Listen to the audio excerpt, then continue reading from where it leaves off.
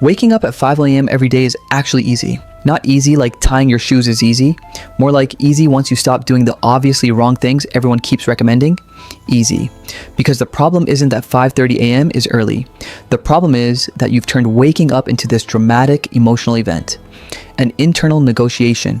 A hostage situation between you and your alarm. You don't fail to wake up early because you're lazy or undisciplined or genetically allergic to mornings. You fail because you misunderstand what waking up actually is. Most people think waking up early is about motivation. They imagine future you leaping out of bed because you're excited about life. You're not. Future you is tired, confused, and temporarily hates you. And yet every piece of advice online assumes future you is a highly motivated Navy SEAL who just needs the right morning playlist. Which is why the advice always sounds like this. Just wake up with purpose. Just visualize your goals. Just jump into a cold shower immediately. Yeah, sure, at 5:30 a.m. when your brain still thinks it's legally nighttime. The cold shower advice is my favorite because it's always presented by someone who looks like they haven't experienced joy since 2014. They'll say something like, once you shock your nervous system, you'll feel alive. No, you'll feel betrayed by yourself. Other advice includes setting 12 alarms, placing your phone across the room, buying a sunrise lamp, journaling at night, meditating, stretching, reading, and apparently becoming a monk who lives inside a beige apartment. All of this technically works, but only if you suddenly become a different person overnight, which you won't.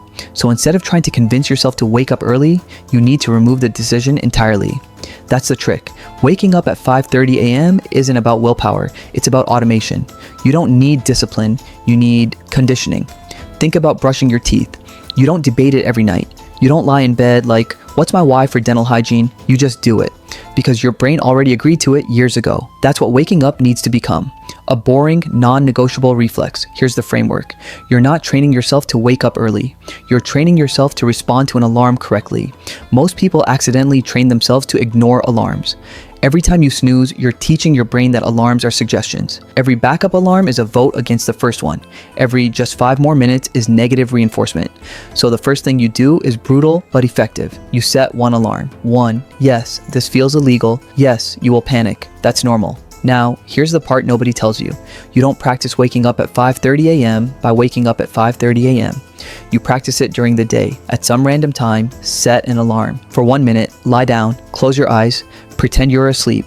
When the alarm goes off, you stand up immediately, not emotionally. Physically, you turn on the lights, you move your body, you don't check your phone, you don't think, you just move.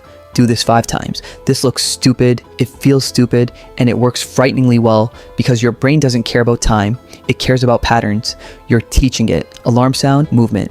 Not thinking, not negotiating, movement. After a few repetitions, your body starts reacting before your opinions show up. Now, let's talk about bedtime, because this is where people sabotage themselves in the most impressive ways possible. They decide they're waking up early now, so they try to go to bed 2 hours earlier on day 1. They lie there staring at the ceiling, replaying embarrassing moments from 2016. They fall asleep late anyway. Then they wake up tired and declare mornings not for them. Instead, you move your sleep schedule like you're sneaking up on it. 15 minutes earlier each day, that's it. It feels slow. It isn't. In about a week, your body catches up without realizing it's been manipulated. Lights matter more than motivation. If your room is bright at night, your brain thinks it's noon. If your phone is blasting blue light into your eyeballs, your brain thinks you're in a spaceship. Turn the screens red. Warm lights only. You don't need candles and incense, you just need your room to stop looking like an Apple store. Caffeine is another betrayal people ignore. If you drink coffee at 4 p.m. and can't sleep, that's not insomnia. That's chemistry. And finally, the most boring rule that works better than everything else combined. Wake up at the same time every day, even on weekends. I know, I hate it too, but sleeping in on Saturday is like pulling the rug out from under your entire week.